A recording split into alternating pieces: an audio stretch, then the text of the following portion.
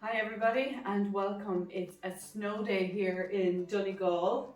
It's a Saturday evening and everybody's outside having a big snowball fight. I'm inside by the fire having a cup of tea and I've nothing nice to eat.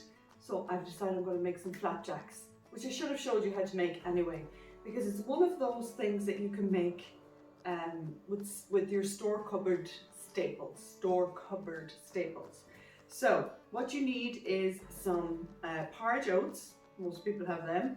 You need 5 ounces of porridge oats. You need 7.5 ounces of plain flour. I'll put these up in grams later. And 5 ounces of soft light brown sugar. So we'll give them all a big stir up in here. And I'm going to also add 1 teaspoon of bread soda. And an optional ingredient, and it's totally up to you. If you like coconut, go ahead and add some coconut. I have about 2 tablespoons of coconut in here. You don't have to add coconut. And the other thing I was going to add is a handful of pumpkin seeds, which I forgot to weigh out, but I'll just throw in about that much. It's probably about, again, 2 tablespoons of pumpkin seeds. I personally like a little bit of sweet fruit in here, like maybe some dried cranberries or some dried apricots, or what's the other nice thing? Oh, dates. Dates is lovely in here. Just gives it that nice kind of toffee flavour. I'm also going to add some butter in here. Can't remember how much butter. Can't read over there, it's too far away. Jeepers. Oh, 5 ounces. So that's pretty. Actually, it was 8 ounces of sugar. That's what threw me off.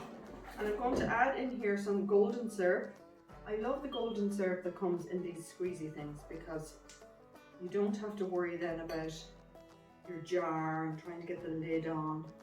I find that really, and then you have to kind of go like this to get the syrup out of the jar. The only thing is this is hard to squeeze, so I'm actually just going to take the lid off, and I suppose I'm going to do the same thing, aren't I? I'm going to end up having to do a trick, but who has time for squeezing golden syrup? And that's it. That's all you need to make flapjacks. If you like, you can put my little magic ingredient that I put in everything, which is a little splash of vanilla.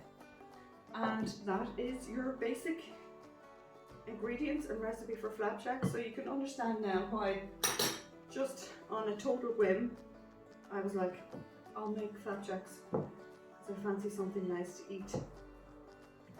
And pop them in the oven, and that will be a nice treat. I am saying to myself that this is a healthy treat because there's oats in there and seeds. It's not a healthy treat. I'm sure some of you are dying laughing at the notion that I would think that way. But anyway, so you just mix everything up together like that until it's all combined. Make it easier actually to use a spoon because you get more,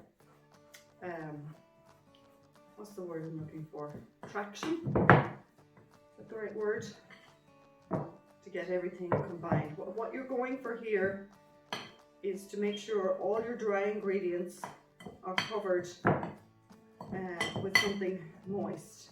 You don't want any floury bits left. I might have to add a little bit more syrup because I added the coconut, which is not part of the original ingredient. Or you could add a little bit more butter if you had it, melted butter.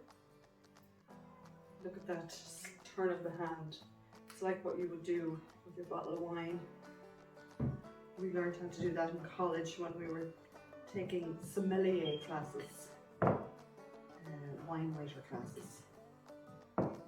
Anyway, hope you're all doing well in this lockdown.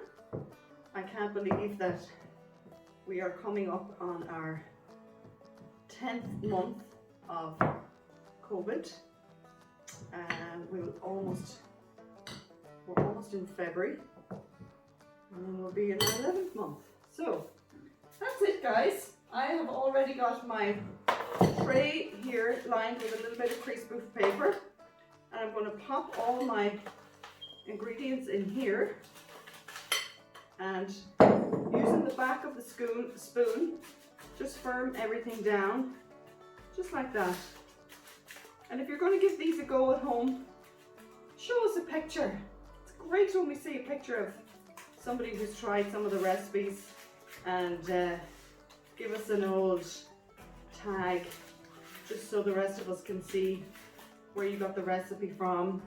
Now, I know this seems wasteful to get a clean spoon, but I always like to get a clean spoon for this because it doesn't stick. I hope you can see this, but I'm basically just rubbing the back of the spoon. But if you use the one that you've used to mix the ingredients, it just sticks and you don't get that nice glide of the spoon to firm everything up. And the reason you're going to firm it up is because when it goes into the oven, then it won't fall apart. It'll stick nicely together so you can have a nice flapjack.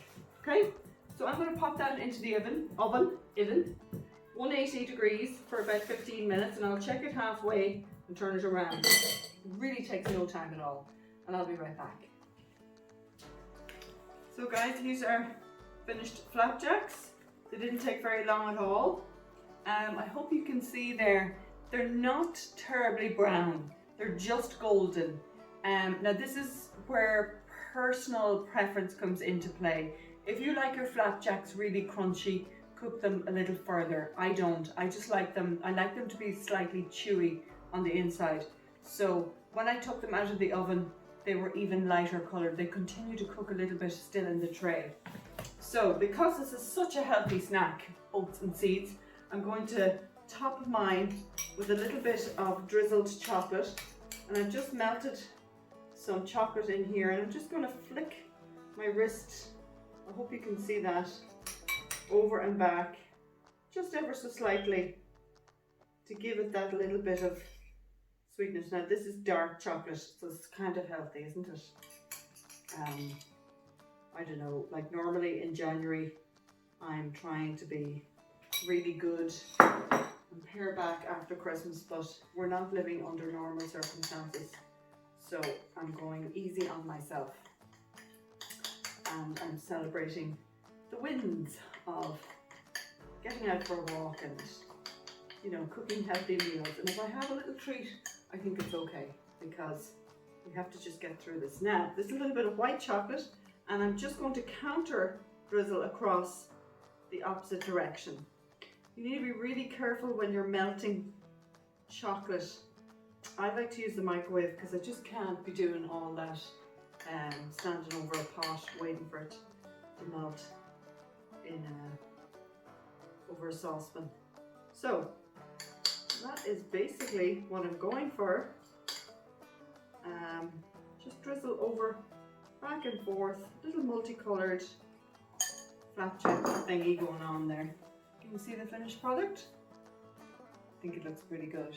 So what you do next is you just get a sharp knife, you can pull this out of the tray, or you can leave it in the tray and cut it up. I like to take it out of the tray because I just find it easier to cut up, and just basically cut it into squares, or if you prefer, you could cut it into like bars. So there's your squares, or you could cut it thinner and maybe do it like a bar like that.